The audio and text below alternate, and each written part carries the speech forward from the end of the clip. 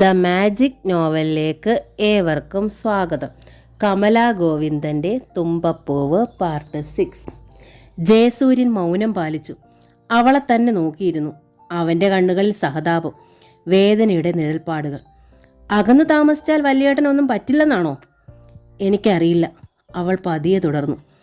എവിടെ ജീവിക്കുന്നതിൽ എനിക്ക് വിരോധമില്ല. എൻ്റെ ജാതകദോഷം മറ്റാർക്കും ജീവഹാനി വരുത്തരുത്. എൻ്റെ ഏട്ടന്മാർക്ക് ഒട്ടും. എന്നെ അവർ അത്രയേറെ സ്നേഹിച്ചിരുന്നു എന്നെനിക്കറിയാം. എൻ്റെ ജാതകദോഷം എനിക്ക് തന്നെ സംഭവിക്കണേ എന്നാണ് എൻ്റെ പ്രാർത്ഥന. കണ്ണീരോടെ മനസ്സ് മുട്ടി വിളിച്ചു കഴിഞ്ഞാൽ ഈശ്വരൻ എൻ്റെ സങ്കടം കേൾക്കാതിരിക്കുമോ? ജയശ്രീ, അവനും ആകെ സങ്കടം വന്നുപോയി. പാവം പെണ്ണു. അവളുടെ അടുത്തൊന്ന് ചെല്ലാൻ, മെല്ലെ പിടിച്ച് നെഞ്ചിലണയ്ക്കാൻ, അതരങ്ങൾ കൊണ്ട കണ്ണീർ ഒപ്പിയെടുക്കാൻ. കരയല്ലേ പൊന്നെ, നിനക്ക് ഞാനുണ്ട് എന്ന് പറയാനൊക്കെ മനസ്സ് വല്ലാതെ കുതികുത്തിപ്പോയി. ഞാനിപ്പോൾ വന്നത്, ജയസൂര്യൻ മടിച്ചു ഒരു നിമിഷം. ഒരു പക്ഷെ വിവാഹം ക്ഷണിക്കാനായിരിക്കാം. നേരത്തെ വിവാഹക്കുറി വരെ അടിച്ച് ക്ഷണിച്ചതല്ലേ. ഇത്തവണ പഴയ കുറിയിലെ പേരുകാരിയെ കൂടി ക്ഷണിക്കാമെന്ന് വെച്ച് കാണും. ശ്രീകുട്ടി ഉള്ളിലോർത്തു. എങ്കിലും ചോദിച്ചില്ല. ഇങ്ങോട്ട് പറയട്ടെ, ക്ഷണിക്കട്ടെ. നമ്മൾ ഭാഗ്യഹീനരാണ്, ജയസൂര്യൻ പതുക്കെ പറഞ്ഞു. വിവാഹദിനം തൊട്ടടുത്തപ്പോൾ എന്തെല്ലാം സംഭവിച്ചു. എൻ്റെ ഭാഗ്യദോഷം കാരണം. ശ്രീകുട്ടി അങ്ങനെയാണ് പറഞ്ഞത്. അതുകൊണ്ട് എത്ര പേർക്ക് വിഷമതകളുണ്ടായി. ഞാൻ കാരണം. എന്താണ് സംബോധന ചെയ്യുന്നുണ്ടെന്നറിയാതെ ഒരു നിമിഷം നിർത്തിയിട്ട് അവൾ തുടർന്നു. അതുകൊണ്ട് ഡോക്ടറുടെ വിവാഹവും മുടങ്ങി. ജയസൂര്യൻ അവളെ നോക്കി. എന്നെ എന്തോരം ശപിച്ചിട്ടുണ്ടാവും അല്ലേ? നോ ജയശ്രീ, എന്നെ അങ്ങനെയാണോ കരുതിയിരിക്കുന്നത്? ജയസൂര്യൻ പുഞ്ചിരിച്ചു. ഞാൻ എന്തിനു ശപിക്കണം? എൻ്റെ വിവാഹം മുടങ്ങി എന്നത് മാത്രമേ സംഭവിച്ചുള്ളൂ. എന്നെ സംബന്ധിച്ചിടത്തോളം വിഷമം ഉണ്ടായില്ല എന്ന് ഞാൻ പറയുന്നില്ല. ബട്ട് ജയശ്രീക്കുണ്ടായ നഷ്ടങ്ങൾ, അനുഭവിച്ച നൊമ്പരം, അത് വെച്ച് നോക്കിയാൽ എൻ്റേത് തുലവും മെച്ചമല്ലേ? ശ്രീകുട്ടി അവിശ്വസനീയതയോടെ നോക്കി. എൻ്റെ അച്ഛൻ, അമ്മ, അവർക്കാകെ ഞാൻ മാത്രം. എൻ്റെ വിരൽമേൽ ഒരു സൂചി കുത്തുന്നതോ കാലിൽ ഒരു ഉറുമ്പ് കടിക്കുന്നതോ പോലും അവർക്ക് സഹിക്കാനാവില്ല, സങ്കല്പിക്കാൻ പോലും ആവില്ല. ഞാൻ പറയുന്നത് ജയശ്രീക്ക് മനസ്സിലാകുന്നു? ഒവ്. അവളുടെ സ്വരം തീരെ താണിരുന്നു. അപ്പോൾ പിന്നെ വയസ്സായവരല്ലേ, സഹിക്കുകയോ? വാദത്തിന് യുക്തിക്ക് ഒന്നും അവിടെ സ്ഥാനമില്ല. ജീവൻ കൊണ്ടുള്ള കളി, പരീക്ഷണം, അതൊന്നും അവർക്ക് ഉൾക്കൊള്ളാനാവില്ല തന്നെ. വാതിൽക്കൽ ചാരി ശ്രീകുട്ടി നിന്നു. ശിലയായി, കേൾവിക്കാരി മാത്രമായി. എൻ്റെ ഒരിഷ്ടത്തിനും എൻ്റെ പേരൻസ് എതിരല്ല. വിവാഹത്തെക്കുറിച്ച് ആലോചന വന്നപ്പോഴും ഒരുപാട് പണവും സ്വത്തും വെച്ച് നീട്ടിയ പ്രപ്പോസലുകളേക്കാൾ എൻ്റെ പേരൻസ് മുൻതൂക്കം കൊടുത്തത് എൻ്റെ ഇഷ്ടത്തിനായിരുന്നു. എൻ്റെ സങ്കല്പത്തിൽ ജയശ്രീയെ പോലൊരു പെണ്ണായിരുന്നു. ഇവിടെ എത്തിയതും എൻ്റെ അന്വേഷണം പൂർത്തിയായി എന്ന തോന്നലായിരുന്നു. ഒരെതിർപ്പും ഉണ്ടായിരുന്നില്ല എൻ്റെ പേരൻസിനും. പരിപൂർണ സംതൃപ്തിയോടെയാണ് അവർ ഒരുക്കങ്ങൾ നടത്തിയത്. പക്ഷേ എല്ലാം നിർഭാഗ്യകരമായി പോയി. ആരോ ഏഷണി പറഞ്ഞാണ് ജാതകം വീണ്ടും നോക്കാൻ പോയത് തന്നെ. ജ്യോത്സ്യൻ പറഞ്ഞത് കേട്ട് അവർ ഭയന്നു. ആ ഭയത്തിൽ നിന്ന് അവരെ വിടർത്തിയെടുക്കാൻ പറ്റില്ല ജയശ്രീ. എനിക്ക് തീർച്ചയുണ്ട്. എൻ്റെ ഇഷ്ടത്തിന് എതിര് നിൽക്കേണ്ടി വന്നതിൽ ഇരുവരും എത്ര വിഷമിക്കുന്നുണ്ടെന്നറിയാമോ? മരണം. ഞാനൊരു ഡോക്ടറാണ്, എത്രയോ മരണങ്ങൾക്ക് സാക്ഷിയാകുന്നവൻ. ഇപ്പോൾ മരണപ്പെടാനൊന്നും എനിക്കും ആഗ്രഹമില്ല എന്നത് സത്യം. പക്ഷെ അതിനുവേണ്ടി തീരുമാനിച്ച വിവാഹത്തിൽ നിന്ന് ഒഴിവാകണമെന്ന അഭിപ്രായം എനിക്കില്ല. നടത്താനായിരുന്നു നീക്കം. ഒരു മരണക്കുറി എനിക്കായി എഴുതിയിട്ടുണ്ടെങ്കിൽ അതുടനെ ആവുന്നെങ്കിൽ അത് സംഭവിക്കാൻ ജയശ്രീയുടെ ജാതകത്തിൽ ദോഷം വേണമെന്നില്ല. മരണം എനിക്ക് ഉടനെ പറഞ്ഞിട്ടുണ്ടെങ്കിൽ എനിക്ക് എങ്ങനെ ജയശ്രീയുടെ ജാതകം ബാധകമാകും? ഞാൻ വാദിച്ചു. ചോരത്തിളപ്പുള്ള എൻ്റെ യുക്തി ചിന്തയോളം എത്തുകയില്ലല്ലോ വയസ്സായ അച്ഛനമ്മമാർ. എനിക്ക് തോറ്റു കൊടുക്കേണ്ടതായി വന്നു. സ്വപ്നങ്ങളുടെ കഴുത്ത് ഞെരിക്കേണ്ടതായി വന്നു. ഞാനതിൽ ഖേദിക്കുന്നു, ക്ഷമ ചോദിക്കുന്നു. ശ്രീകുട്ടി സ്വയം ചോദിച്ചു. എന്തിന്? ഇത്തരം ഒരു പ്രകടനത്തിനായി എന്തിനിവിടെ വന്നു? മുറിപ്പാടുകളിൽ വീണ്ടും കുത്താനോ? വേണ്ടിയിരുന്നില്ല. ജയശ്രീ വിചാരിച്ചു കാണും ഞാനും മരണത്തെ ഭയപ്പെടുന്നവനാണെന്ന്, അല്ലേ? മരണത്തെ ആരാണ് ഭയപ്പെടാത്തത്? അവൾ ചോദിച്ചു. വീണ്ടും വിവാഹാലോചനകൾ വരികയുണ്ടായി. അച്ഛനും അമ്മയും പോകുകയും കാണുകയും ചെയ്തു. ഞാൻ മാത്രം പോയിട്ടില്ല. ജയസൂര്യൻ പതിയെ പറഞ്ഞു. എൻ്റെ മനസ്സിൽ ജയശ്രീക്ക് നൽകിയ സ്ഥാനം ഇനി മറ്റൊരാൾക്ക് നൽകാനാവില്ല തന്നെ. അതറിയോ ജയശ്രീക്ക്? അവൾ കേട്ടത് വിശ്വസിക്കാനാവാതെ നോക്കി. ഹൃത്തടത്തിൽ വല്ലാത്തൊരു പിടപ്പ്. ഒടുവിൽ അച്ഛനും അമ്മയും എൻ്റെ മുമ്പിൽ തോറ്റു. എൻ്റെ ഇഷ്ടത്തിന് തന്നെ വിട്ടുതന്നു എൻ്റെ വിവാഹം. അത് പറയാനാണ് ഞാൻ വന്നത്. ശ്രീകുട്ടി ഒന്ന് പിടഞ്ഞുണർന്നു പോയി. പക്ഷെ ഒറ്റ കണ്ടീഷൻ, ജയസൂര്യൻ മങ്ങിയ മുഖത്തോടെ പറഞ്ഞു. ജയശ്രീയുടെ ഗ്രഹപ്പഴക്കാലം കഴിഞ്ഞേ വിവാഹം പാടുള്ളൂ. 22 വയസ്സ് കഴിഞ്ഞു. എനിക്കങ്ങനെ വാക്ക് കൊടുക്കേണ്ടി വന്നു. സത്യം ചെയ്യേണ്ടി വന്നുപോയി ജയശ്രീ. എൻ്റെ അവസ്ഥ പൂർണ്ണമായി മനസ്സിലാക്കിയെങ്കിൽ ജയശ്രീക്ക് ക്ഷമിക്കാൻ പറ്റും. 3 വർഷം എനിക്ക് വേണ്ടി ജയശ്രീ കാത്തിരിക്കണം. പറയൂ, കാത്തിരിക്കില്ലേ? ശ്രീകുട്ടിക്ക് എല്ലാ ഉത്സാഹവും കെട്ടടങ്ങിപ്പോയി. ജയശ്രീ, നിന്നെ ഉടനെ കൊണ്ടുപോകാനാണ് ഞാൻ വന്നത്. അല്ലെങ്കിൽ നമ്മുടെ വിവാഹം ഉടനെ നടത്താൻ ഏർപ്പാട് ചെയ്യാൻ വേണ്ടിയാണ് ഞാൻ വന്നത്. ജാതകദോഷം ഒന്നും എനിക്കൊരു പ്രശ്നമല്ല എന്നാണ് അവൻ പറഞ്ഞു വരുന്നതെന്ന് ശ്രീകുട്ടി കരുതിപ്പോയി. അങ്ങനെ അവൾ പറഞ്ഞാൽ തന്നെ അവൾ സമ്മതിക്കുമായിരുന്നില്ല. തന്നെ ഇഷ്ടപ്പെട്ടു എന്ന കാരണത്താൽ, അതല്ലെങ്കിൽ തന്നെ മംഗല്യം ചാർത്തി എന്നതുകൊണ്ട് ഒരാളെ മരണത്തിലേക്ക് വലിച്ചെറിയാനാവുമോ? വേണ്ട. പിന്നെന്തിനു താൻ ജീവിച്ചിരിക്കണം? അങ്ങനെ ഒരു വിവാഹ ജീവിതം വേണ്ടേ വേണ്ട. അവൾ ഒരിക്കലും സമ്മതിക്കുമായിരുന്നില്ല എന്നത് സത്യം.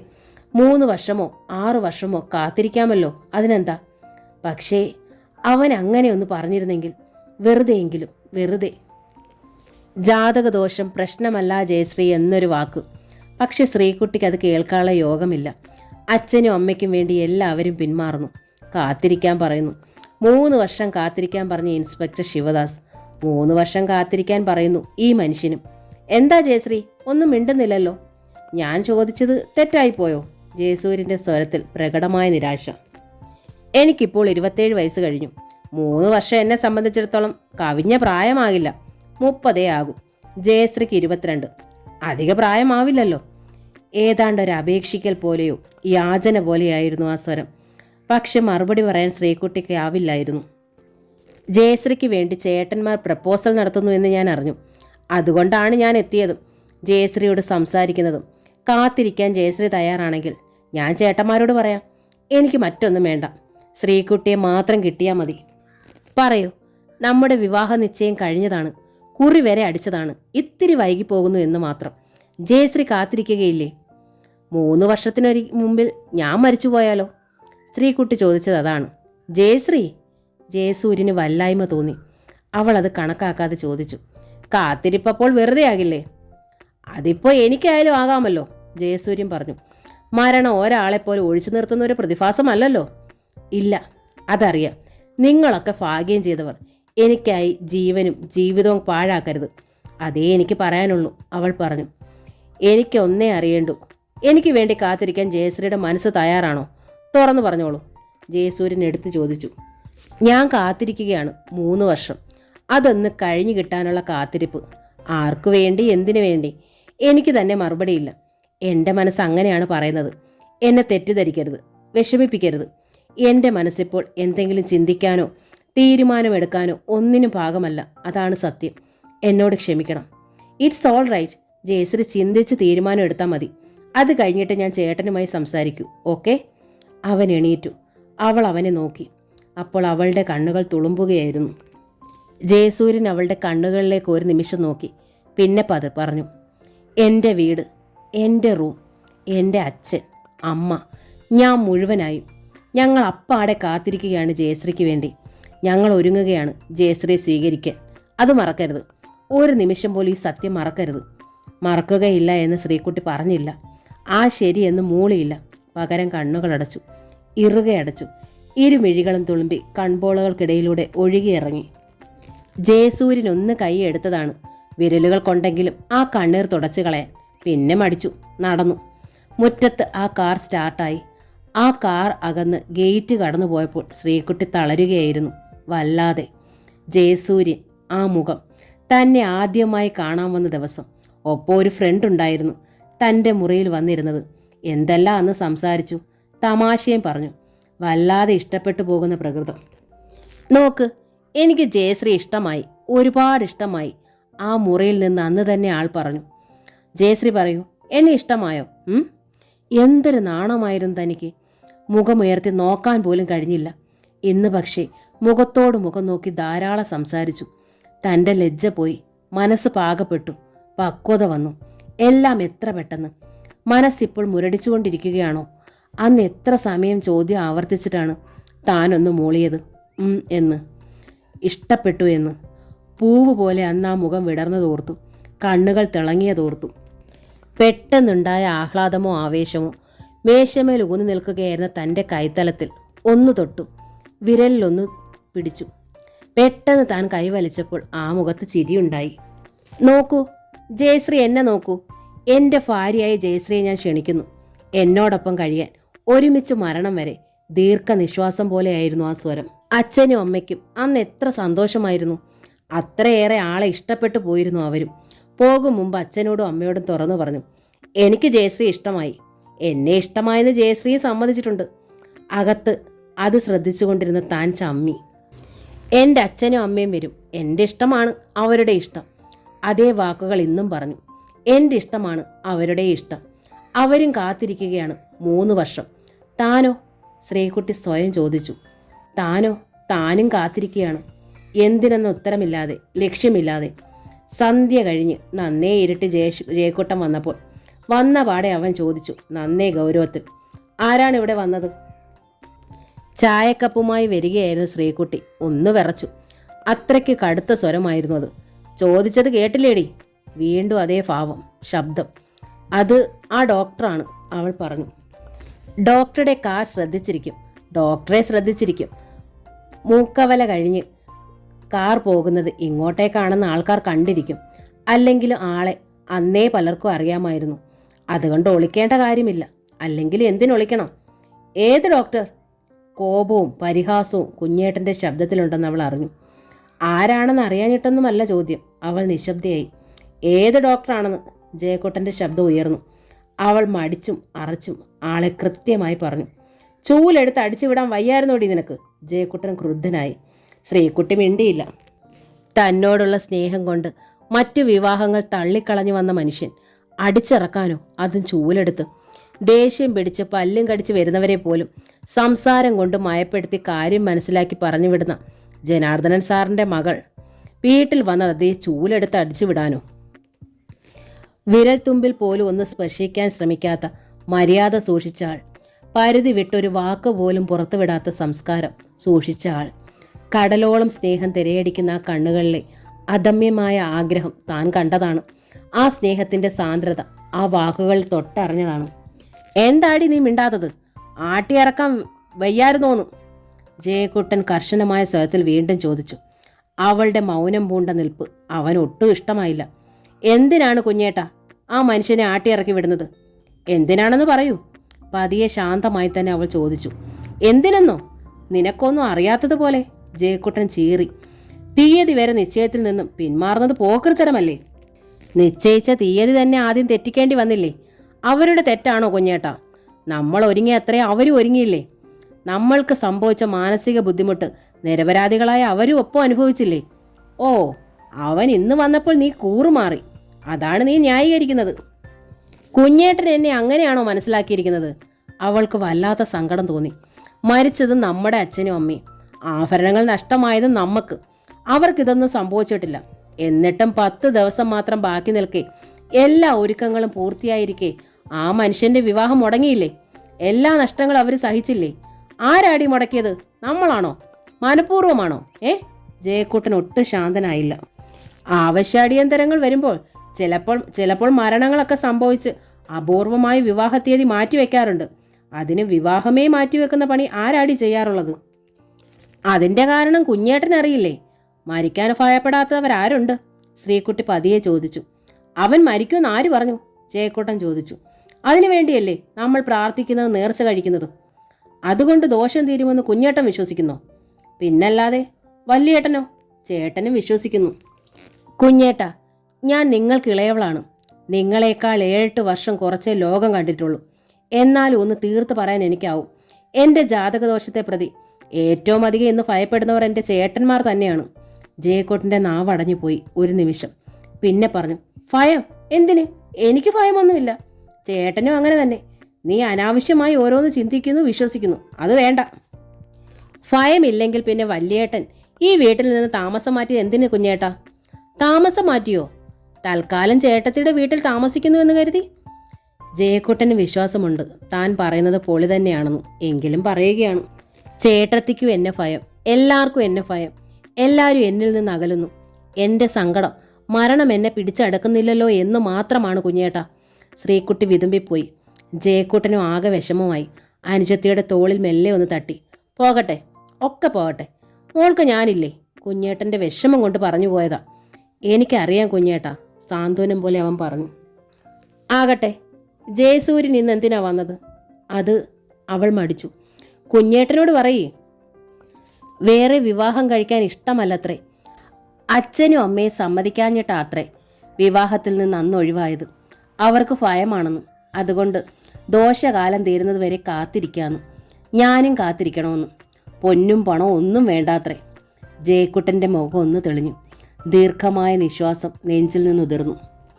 ചേട്ടനില്ലെങ്കിലും താനില്ലെങ്കിലും ഭയപ്പെടാനില്ല. ശ്രീകുട്ടിയെ കാത്ത് ജയസൂര്യനുണ്ട്. പൊന്നും പണവും ഇല്ലെങ്കിലും അവൻ അവളെ കയ്യേക്കുമെങ്കിൽ പിന്നെന്ത് സമാധാനക്കേട്? അവൻ്റെ മനസ്സ് മാറാതിരുന്നാൽ മാത്രം മതി. ജയക്കുട്ടൻ ദീർഘമായി വീണ്ടും നിശ്വസിച്ചു. രാത്രി കിടക്കവേ വളരെ ഇരുട്ടുന്നതുവരെ ജയക്കുട്ടൻ്റെ ചിന്ത അതുതന്നെയായിരുന്നു. 2 ആഴ്ചയോളം കഴിഞ്ഞാണ് ഒരു ദിവസം ജയശങ്കർ ജയവിലാസത്തിൻ്റെ ഗേറ്റ് കടന്നു വന്നത്. ചേട്ടൻ്റെ വരവ് ഓരോ ദിവസം കാക്കുകയായിരുന്നു ജയക്കുട്ടൻ. സന്ധ്യയ്ക്ക് വന്നിട്ട് ഒരു രാത്രി തങ്ങാതെ ഉടനെ തന്നെ തിരികെ പോകാനാണ് ഭാവമെന്ന് കണ്ടതോടുകൂടി ജയക്കുട്ടനുള്ളിൽ വല്ലാത്ത അമർഷം ചൊടിച്ചു. പോരാഞ്ഞിട്ടവനന്ന് ഉള്ളിൽ മദ്യത്തിൻ്റെ ഊറ്റവുമുണ്ട്. ചേട്ടൻ ഉടനെ തന്നെ പോവുകയാണോ? അവൻ ചോദിച്ചു. അതെ, പോകണം. രാധയ്ക്ക് ലേശം ജലദോഷപ്പനി കണ്ടിട്ടാണ് പോകുന്നത്. ഉടനെ ചെല്ലണം, ജയശങ്കർ പറഞ്ഞു. ചേട്ടത്തി അവിടെ അവരാ വീട്ടിൽ തന്നെയല്ലേ? അതെ. പിന്നെ ജലദോഷപ്പനിയുടെ പേരും പറഞ്ഞ് ധൃതി വെക്കുന്നത് എന്തിന്? അവിടെ ആളുണ്ടല്ലോ. ജയക്കുട്ടത്തിൻ്റെ സ്വരത്തിലെ നീരസം ജയശങ്കർ തൊട്ടറിഞ്ഞു. നീ എന്താ ഇങ്ങനെയൊക്കെ പറയുന്നത്? നമ്മുടെ അച്ഛനും അമ്മയും പോയിട്ട് 1 വർഷം പോലും ആയിട്ടില്ലെന്ന് ഓർമ്മയുണ്ടോ? വിവാഹം കഴിച്ച് ഒരാഴ്ച പോലും ഈ വീട്ടിൽ നിൽക്കാതെ നിങ്ങൾ ഇരുവരും കൂടി ചേട്ടത്തിയുടെ വീട്ടിൽ കുടിയേറി. അതിപ്പോൾ അവളുടെ സ്വഭാവം അങ്ങനെയായിപ്പോയി. നീയും കണ്ടതല്ലേ കുട്ടാ. ഞാൻ താലി വെച്ചു പോയില്ലേ? സഹിക്കാതെ പറ്റുമോ? ഓരോ കാരണങ്ങൾ പറഞ്ഞ് ഒഴിവാക്കാവുന്ന ഒന്നാണോ വിവാഹം? കഴിയുന്നത്ര അഡ്ജസ്റ്റ് ചെയ്ത് ഞാൻ മുന്നോട്ട് പോകുന്നു, അത്രേ ഉള്ളൂ. ഇവിടെ താമസിക്കാത്തവളെ കുറേ തല്ലി ഇവിടെ നിർത്തിയിട്ട് എന്താ ഗുണം? അത് ഗുണത്തേക്കാൾ ഇരട്ടി ദോഷമേ ചെയ്യൂ, ജയശങ്കർ പറഞ്ഞു. ചേട്ടൻ പറഞ്ഞത് ന്യായം. പക്ഷെ ഇവിടെ ആരുണ്ട്? ചേട്ടത്തി ശ്രീകുട്ടിക്ക് ഒരു കൂട്ടാകുമെന്ന് കരുതി അതോ നടന്നില്ല. പോകട്ടെ, ഈ വീടിൻ്റെ കുടുംബനാഥനല്ലേ ചേട്ടൻ. ചേട്ടന് ഉത്തരവാദിത്വം ഇല്ലാതായല്ലോ. ഉത്തരവാദിത്വം ഇല്ലെന്ന് ആര് പറഞ്ഞു? ജയശങ്കറിൻ്റെ സ്വരവും കടുത്തു. ഉണ്ടായിരുന്നെങ്കിൽ ചേട്ടൻ ഈ വീട്ടിൽ തന്നെ താമസിക്കുമായിരുന്നു. ചേട്ടത്തിയും ഇവിടെ തന്നെ താമസിക്കുമായിരുന്നു. ഇതിപ്പോൾ ചേട്ടൻ ചേട്ടത്തിയെ പഴിചാരി താമസം അങ്ങ് മാറ്റി, ജയക്കുട്ടൻ തുറന്നു പറഞ്ഞു. സത്യം പറയുന്നത് കേട്ടപ്പോൾ ജയശങ്കറിന് ചുളിപ്പ്. അവൻ വിട്ടുകൊടുത്തില്ല. എന്നായാലും ഞാൻ മാറാനുള്ളവൻ. ഇത്തിരി നേരത്തെ മാറി, അത്രേ ഉള്ളൂ. അതെന്താ അങ്ങനെ? ഇളയവർക്കല്ലേ വീടിന് അവകാശം? ജയശങ്കർ ചോദിച്ചു. മൂത്തവർക്കായാലെന്താ? അതല്ലല്ലോ നാട്ടു നടപ്പ്. എന്നാൽ ഇത് അപ്പാടെ എൻ്റെ പേരിൽ അവകാശപ്പെടുത്തി എഴുതി തന്നേക്ക്. നീ എന്താ കുട്ടാ അവകാശത്തെ പറ്റിയൊക്കെ പറയുന്നത്? ജയശങ്കർ നെറ്റി ചുളിച്ചു. പിന്നല്ലാതെ, ഇളയ ആൾക്ക് വീട് എന്ന് ചേട്ടനല്ലേ പറഞ്ഞത്? എന്നാൽ പിന്നിങ് എഴുതി തരുന്നതിൻ്റെ കുഴപ്പം? നിനക്കിപ്പോൾ എന്താ വേണ്ടത് കുട്ടാ? ഞാൻ വരാൻ കാത്തു നിന്നതുപോലെയാണല്ലോ നിന്റെ ചാടി വീഴലും സംസാരവും. ജയശങ്കറിൻ്റെ സ്വരം കടുത്തു. 2 ആഴ്ച കൂടിയിട്ടല്ലേ ഈ വരവ്. ഇത് പറ്റില്ലെന്ന്. പിന്നെ നിങ്ങൾ ഇരുവരും ഇവിടെ താമസിക്കണം. അത് നടപ്പില്ല, ജയശങ്കർ തീർത്തു പറഞ്ഞു. കാര്യം? അവിടെ രാധയുടെ വീടിനടുത്ത് ഒരു വാടക വീടെടുത്തു. ഞങ്ങൾ അങ്ങോട്ട് താമസം മാറുകയാണ്. ജയക്കുട്ട സ്തംഭിച്ചു പോയി. അകത്തു നിന്നിരുന്ന ശ്രീകുട്ടി നെഞ്ചിൽ കൈവച്ചു. എൻ്റെ ഈശ്വരന്മാരെ, ഇത്ര പെട്ടെന്നോ? ഇത്ര പെട്ടെന്ന്? വാടക വീട്ടിൽ, സ്വന്തം വീട് കിടക്കെ. ഓ, സ്വന്തം വീട്ടിൽ നിന്നാൽ തീപ്പൊള്ളിലേൽക്കുമല്ലോ. പകരം വാടക വീട്, അതും അവിടെ. ഇവിടെങ്ങാനമായിരുന്നെങ്കിൽ കണ്ണെത്തുന്നിടത്ത് കൈ എത്തുന്നിടത്ത് ശ്രീകുട്ടിക്കൊന്ന് പൊട്ടിക്കരയാൻ തോന്നി ഉറക്കെ. പക്ഷേ കഴിഞ്ഞില്ല. അപ്പോൾ എല്ലാം തീരുമാനിച്ചോ? ജയക്കുട്ടൻ്റെ സ്വരം താഴ്ന്നു പോയി. ആ, ജയശങ്കറിനും വിമ്മിട്ടം. അപ്പോൾ ഫർണിച്ചർ കടയോ? അതും അങ്ങോട്ട് മാറ്റാനാ ഉദ്ദേശം. അവിടെ ധാരാളം ഓർഡർ കിട്ടും, നല്ല പണിക്കാരുമുണ്ട്. അപ്പോൾ എല്ലാ ഏർപ്പാടുകളും കഴിഞ്ഞു. ഇവിടെ നീ ഇല്ലേ? ഞാനുണ്ടാവില്ല, പെട്ടെന്ന് ജയക്കുട്ടൻ പറഞ്ഞു. അതെന്താ? എനിക്ക് ട്രാൻസ്ഫറാണ്. ട്രാൻസ്ഫർ? എങ്ങോട്ട്?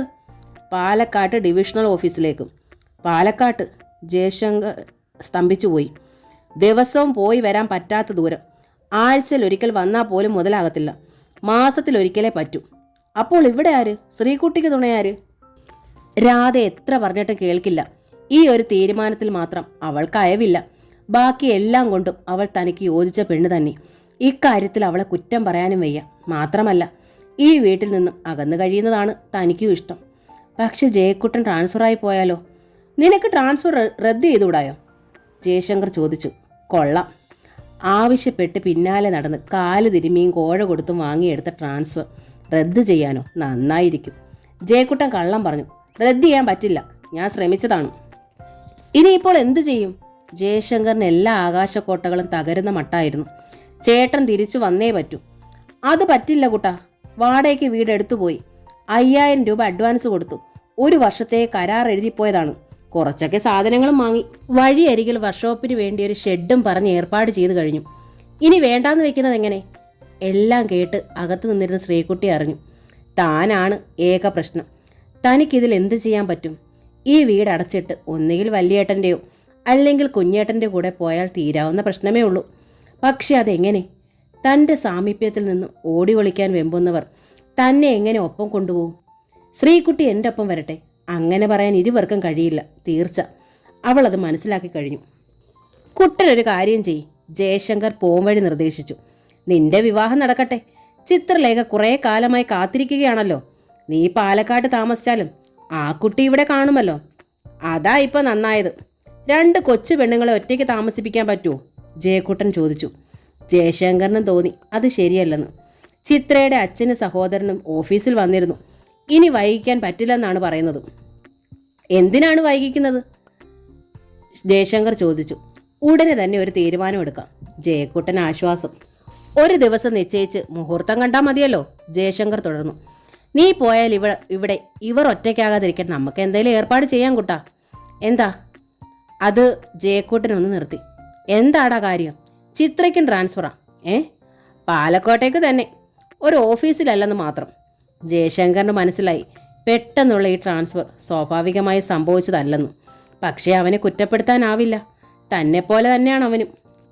അകന്നു നിന്നാൽ, ഒരു വീട്ടിൽ താമസിക്കാതിരുന്നാൽ ദോഷം ഫലിക്കില്ല എന്ന വിശ്വാസമൊന്നും ജയശങ്കറിനില്ല. എന്നാലും ശ്രീകുട്ടിയുടെ സാമീപ്യം വല്ലാതെ പൊള്ളിക്കുകയാണ്. അവളെ കാണുമ്പോൾ മനസ്സ് വല്ലാതെ എരിപൊരി കൊള്ളുകയാണ്. പക്ഷേ അകന്നു കഴിയുമ്പോഴുള്ള ദിവസങ്ങളിൽ മനസ്സിന് വല്ലാത്തൊരു ലാഘവത്വമുണ്ട്, ഒരു സമാധാനം. ആ സമാധാനവും ലാഘവത്വവും ആഗ്രഹിക്കുന്നത് എങ്ങനെ തെറ്റാവും? അപ്പോൾ നിങ്ങൾ 2 പേരും അവിടെ താമസിക്കും വിവാഹം കഴിഞ്ഞാൽ, അല്ലേ?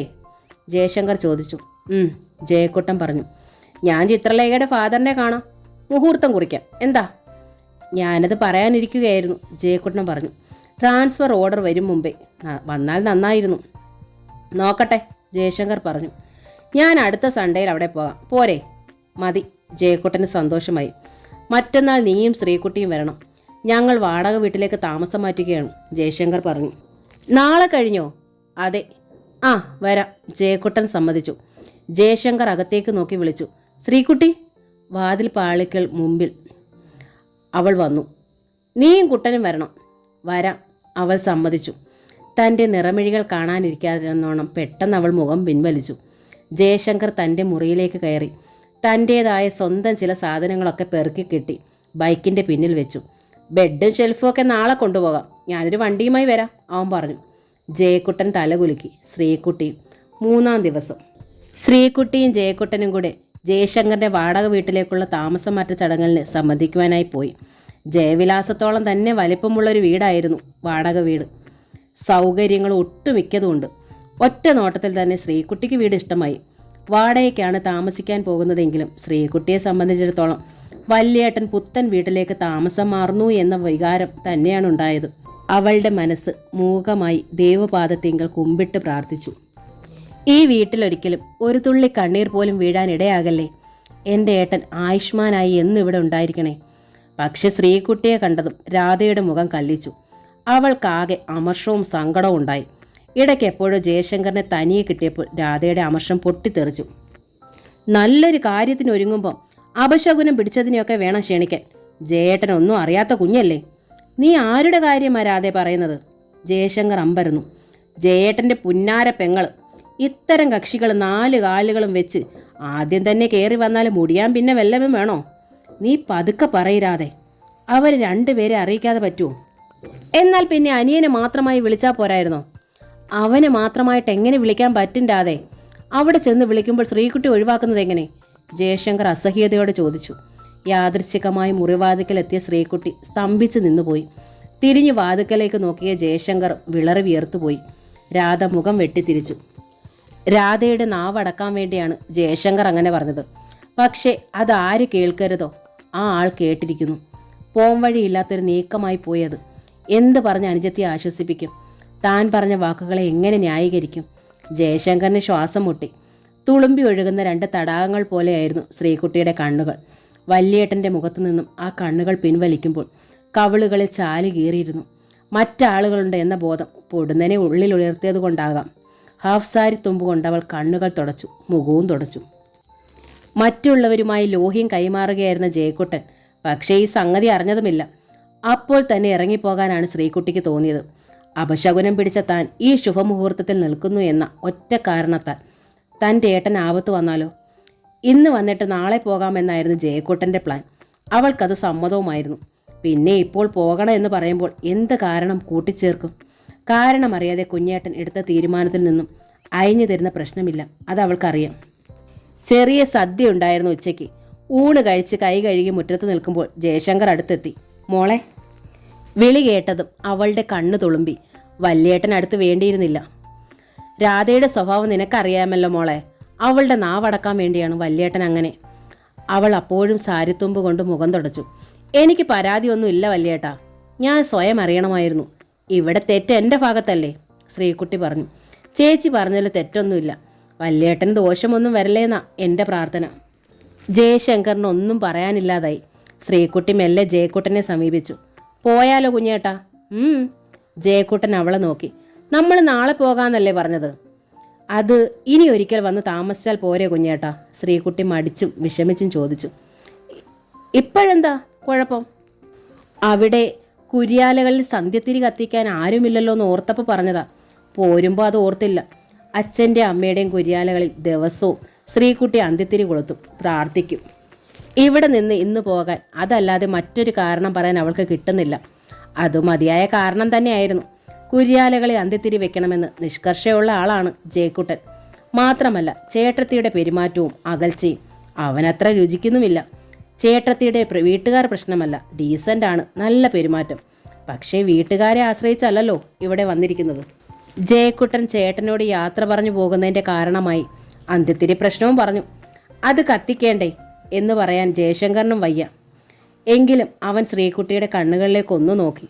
അവൾ മെല്ലെ മുഖം താഴ്ത്തി കളഞ്ഞു. ചൊവ്വാഴ്ച ക്ഷേത്രത്തിൽ പോയി കരൽ നൊന്ത് പ്രാർത്ഥിച്ചിട്ട് ശ്രീകുട്ടി മടങ്ങി വരികയായിരുന്നു. അപ്പോഴാണ് എവിടേക്കോ ദീർഘയാത്രയ്ക്ക് വേണ്ടി ഒരു വീട്ടിൽ നിന്ന് ഗേറ്റ് ഇറങ്ങി വന്ന കൂട്ടർക്ക് മുമ്പിൽ ശ്രീകുട്ടി വന്ന് പെട്ടത്. ഒരു സ്തംഭനാവസ്ഥ. എല്ലാ മുഖങ്ങളും വാടി. എന്താ നിന്ന് പോയത്? കൂട്ടത്തിൽ ഒരാൾ ചോദിച്ചു. വന്നെത്തിയ ശകുനം കണ്ടില്ലേ? കാലൻ്റെ കയറും പിടിച്ചോണ്ട് നടക്കുന്നോളാ. 100-200 മൈൽ ദൂരം പോകേണ്ടതല്ലേടാ. തല പോകാതെ തിരിച്ചു വരുമെന്ന് തോന്നുന്നില്ല. കൂട്ടത്തിലുണ്ടായിരുന്ന മധ്യവയസ്ക പറഞ്ഞു ദേഷ്യത്തിൽ. ശ്രീകുട്ടി നടുങ്ങിപ്പോയി. മധ്യവയസ്ക തന്നെ അറിയുന്ന ആളാണ്. തഹസിൽദാരുടെ ഭാര്യ. അച്ഛനെ അമ്മയെ അറിയുന്നവർ എല്ലാവരും ഒരുമിച്ച് ക്ഷേത്രത്തിൽ നിന്നും ഇതേ വഴി തന്നെ വരുമ്പോൾ ഇതേ സ്ത്രീ തന്നെ എത്ര തവണ പറഞ്ഞിട്ടുണ്ട് അച്ഛനോട്. എന്ത് ഐശ്വര്യമുള്ള മുഖമാ സാറേ കുട്ടിക്ക്. ഈ മുഖശ്രീ കണി കണ്ടെണീറ്റാൽ അന്നെല്ലാം ശുഭമാ. നമ്മളൊരു ജാതിയായിരുന്നെങ്കിൽ എൻ്റെ ചെറുക്കന് വേണ്ടി ഞാനിങ്ങ് കൊണ്ടുപോകുന്നേനെ. അത്രയ്ക്കിഷ്ടമാ എനിക്ക് സാറിൻ്റെ കുട്ടിയെ. അതേ നാവ് ഇന്ന് പറഞ്ഞതോ തല പോകാതെ തിരിച്ചു വരുമെന്ന് തോന്നുന്നില്ലെന്ന്. എൻ്റെ ഈശ്വര, ഇത്രയ്ക്കൊക്കെ തെറ്റ് വല്ലതും ഞാൻ ചെയ്തിട്ടുണ്ടോ? ഇത്രയും ക്രൂരമായ അനുഭവം വെച്ചിരിക്കുന്നത് എന്തിന്? ഗേറ്റ് കടന്ന് മുറ്റത്തെത്തിയതും കണ്ണുകൾ കുരിയാലകളുടെ നേർക്ക് തിരിഞ്ഞു. അവൾ അങ്ങോട്ട് ഓടിച്ചെന്നു. എൻ്റെ അച്ഛാ, എൻ്റെ അമ്മച്ചി, എന്നെ തനിച്ചാക്കി എന്തിനാ പോയത്? ഇതൊക്കെ കാണുന്നുണ്ടോ, അറിയുന്നുണ്ടോ? എന്നെയും കൂടി വിളിച്ചോ, ഞാനും പോരാ. എനിക്കിങ്ങനെ വേദനിച്ച് ജീവിക്കാൻ വയ്യ അമ്മച്ചി. താൻ അപശകുനമായിരിക്കുന്നു. ആ ഉത്ബോധത്തോടെ വേണം ഇനി ജീവിക്കാൻ. ആൾക്കാർ അത് തുറന്നു പറയാൻ തുടങ്ങിയിരിക്കുന്നു. ഒരു പകൽ വീണ്ടും ജയസൂര്യൻ്റെ മാരുതിക്കാർ ജയവിലാസത്തിൻ്റെ ഗേറ്റ് കടന്നകത്ത് പോർച്ചിൽ നിന്നു. അതിൽ നിന്ന് ജയസൂര്യൻ മാത്രമല്ല, വാസുദേവനും ചന്ദ്രമതിയും കൂടി ഇറങ്ങി. ശ്രീകുട്ടി അവർക്ക് മുമ്പിൽ ഒരു സ്തംഭനാവസ്ഥയിൽ എത്തിപ്പെട്ടതുപോലെ നിന്നു. കുട്ടി ഞങ്ങളെ ഓർക്കണുണ്ടോ? ചന്ദ്രമതി അവൾക്കരികിൽ വന്നു. ശ്രീകുട്ടി ശബ്ദിച്ചില്ല. ഇമകൾ ചിമ്മിയില്ല. ഒരേ നിൽപ്പ് നിന്നു. അവൾ ആ ആയമ്മയെ ശ്രദ്ധിക്കുകയായിരുന്നു.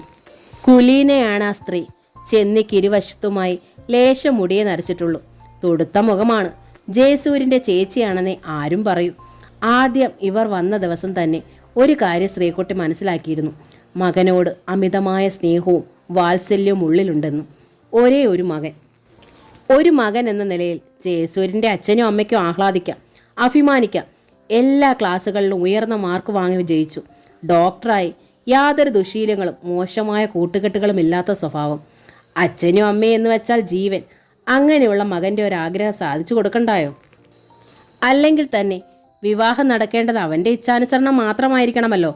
പണം വേണ്ടത്ര അച്ഛനുണ്ടാക്കിയിട്ടുമുണ്ട്. പോരാത്തത് മകനും ഉണ്ടാക്കും. പക്ഷെ ഇഷ്ടപ്പെട്ട പക്വതയും പാകതയും വന്നൊരു പെൺകുട്ടിയെ കിട്ടാനാണ് പാട്. അത് നന്നായിട്ട് അറിയാവുന്നത് കൊണ്ടാണ് മകൻ്റെ ഇച്ഛയ്ക്ക് ആ അച്ഛനും അമ്മയും വഴങ്ങിയിരിക്കുന്നതും അതിനു വേണ്ടി കാത്തിരിക്കുന്നതും. 3 വർഷം അത്ര വലിയ കാലയളവായി തോന്നുന്നുമില്ല. അച്ഛനും അമ്മയും ഒപ്പം വന്ന് ശ്രീകുട്ടിയെ കാണണമെന്നും സംസാരിക്കണമെന്നും തനിക്ക് വേണ്ടി മാത്രമായി കാത്തിരിക്കണമെന്നും ഒക്കെ ജയസൂര്യൻ നിർദ്ദേശിച്ചത് കൊണ്ടാണവർ ഇപ്പോൾ എത്തിയത്. കഴിഞ്ഞ തവണ കാത്തിരിക്കുമോ എന്ന് ചോദിച്ചപ്പോൾ ശ്രീകുട്ടി സൂക്ഷിച്ച മൗനം ജയസൂര്യനിൽ ആശങ്ക നിറച്ചിരുന്നു. കാത്തിരിക്കാം, എത്ര കാലം വേണമെങ്കിലും എന്നവൾ പറഞ്ഞതുമില്ല. കുറഞ്ഞ പക്ഷം ഒന്ന് മൂളിയത് പോലുമില്ല. കനത്ത മൗനം. അതാണ് ജയസൂര്യൻ്റെ ഉറക്കം കെടുത്തിയത്. കമലാ ഗോവിന്ദൻ്റെ തുമ്പപ്പൂവ് എന്ന നോവലിൻ്റെ ഈ ഭാഗം ഇവിടെ പൂർണ്ണമാവുകയാണ്. ഈ നോവൽ നിങ്ങൾക്ക് ഇഷ്ടമായെങ്കിൽ സബ്സ്ക്രൈബ് ചെയ്യാതാണ് നിങ്ങളിത് കാണുന്നതെങ്കിൽ പ്ലീസ് ഒന്ന് സബ്സ്ക്രൈബ് ചെയ്യണേ. താങ്ക്